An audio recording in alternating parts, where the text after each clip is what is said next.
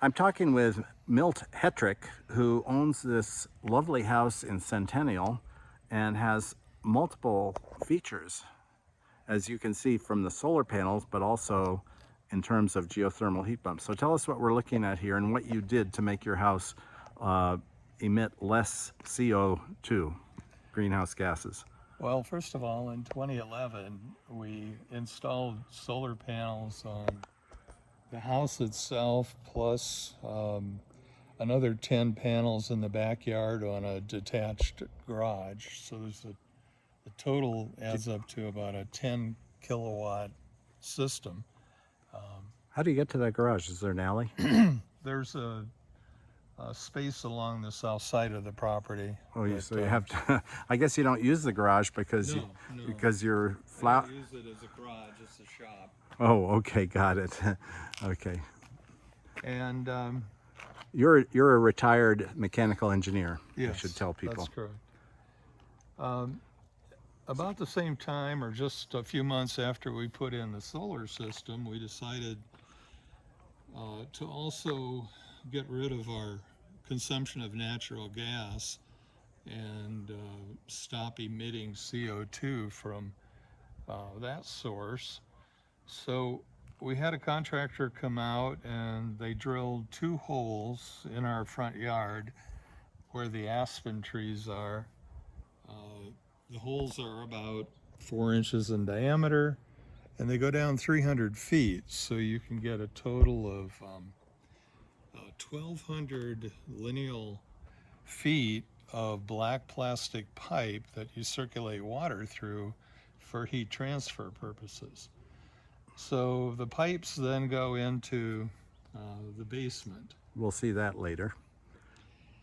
And then just within the last 2-3 years, we decided to re-landscape and see if there was something that a homeowner could do that was of any significance in terms of capturing carbon in the atmosphere and sequestering it.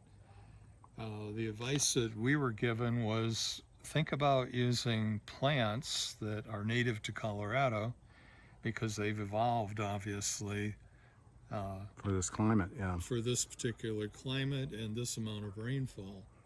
So the landscaper that we selected specialized in native plants and selected, there's I think 30 different plant species in this front yard. Name some of them.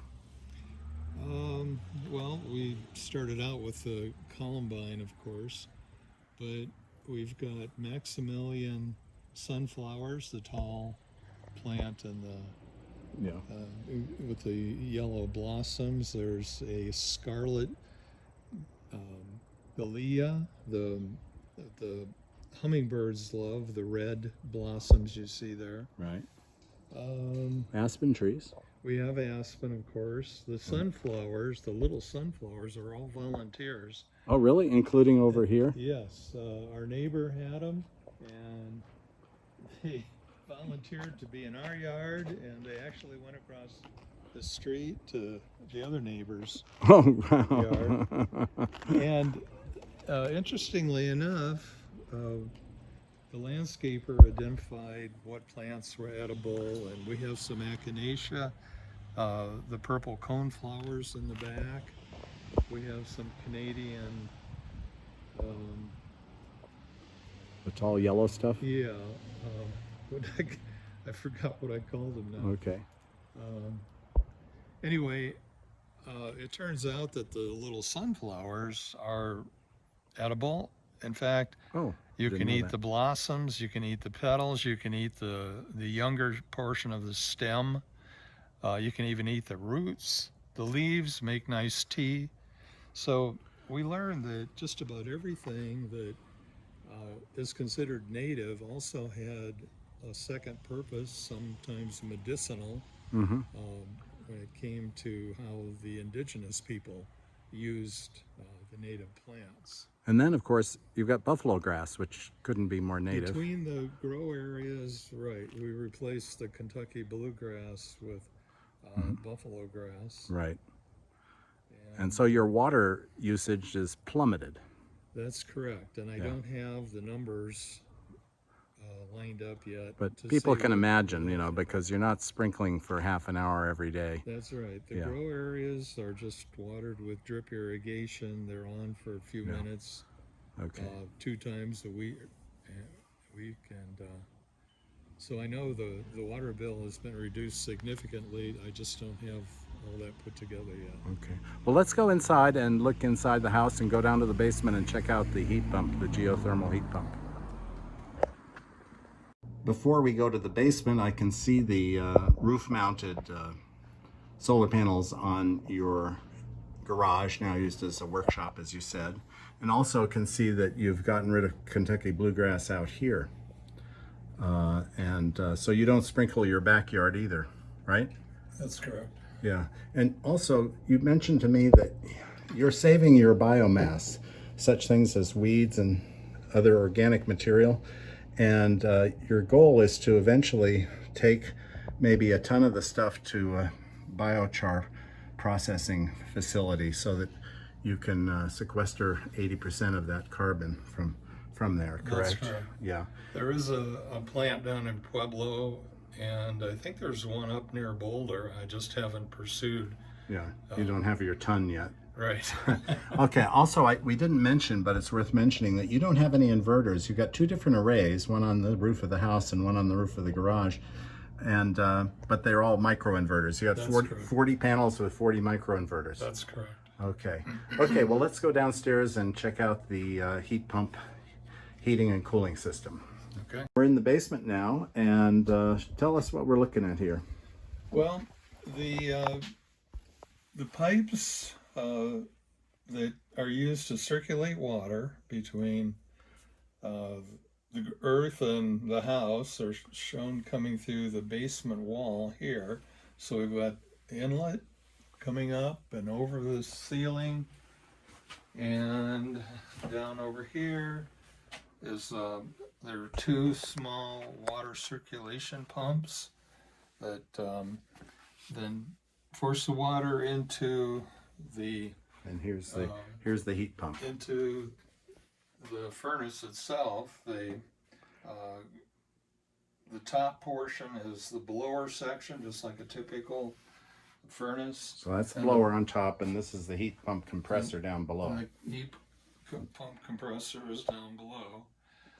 Actually, it has also another feature to it. In addition to both heating and cooling, it also preheats the hot water system. It's got a So you have like a heat pump water heater that's built into your heat pump furnace. yeah, it's called I think it's called a de-superheater, and it uses some of the excess or waste heat from the compressor unit to just preheat water. Oh, really? The motor, of course, creates heat itself when it's running, and so the compressor heat is used for heating hot water.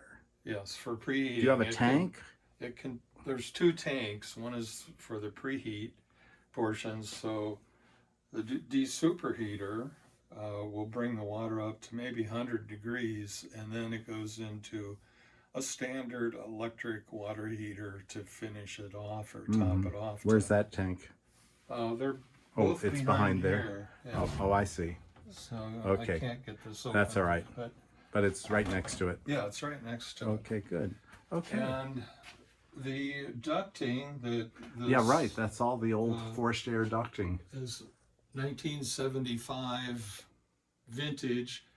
So when we made the transition, it was fairly straightforward. We had a forced air system already with the gas furnace. They pulled that out and slipped in the geothermal heat pump system, made an adapter to get back to connect to the old the ductwork. old ductwork, Yeah, and of that course. was all they had to do. You didn't have air conditioning with your forced air furnace, did you? Yes, we did. Oh, you did, We had so. a separate compressor outside in the Yeah. back Okay. that disappears. So this runs real quiet. Yeah. And it provides, as I said, both heating and cooling. So So the sound of air moving through the ducts is less.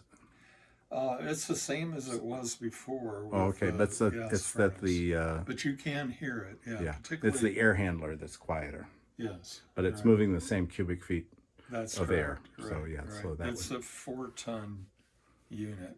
yeah. So It looks like it weighs a lot less than that. I was kidding. Mm-hmm. You know, the origin of ton, yeah, from it's how much refrigerator.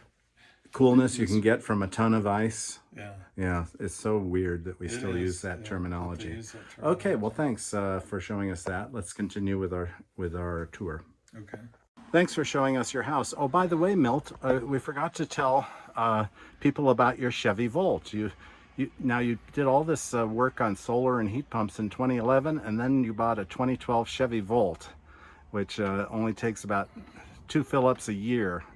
And the Volt is charged from your son. And we didn't mention that Right. you get about between $20 and $60, you told me, from Excel Energy and production credits for your panels, and you pay them just the minimum because your electric panels, your PV, produces more electricity than you need.